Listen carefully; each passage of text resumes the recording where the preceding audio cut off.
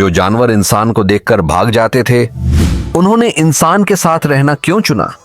हजारों साल पहले जानवर इंसान को देखकर भाग जाते थे, लेकिन कुछ जानवर पास रहने लगे। उन्हें खाना मिला, सुरक्षा मिली। इंसान ने उन्हें पकड़ने की कोशिश नहीं की, सिर्फ उन्हें समझने की कोशिश की। जो जानवर कम आक्रामक थे, वे धीरे धीरे पास आते गए।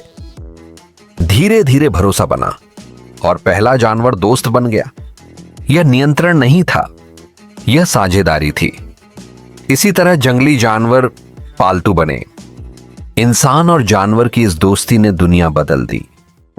ऐसी और हैरान करने वाली इतिहास कहानियों के लिए फॉलो करें और वीडियो को लाइक दें।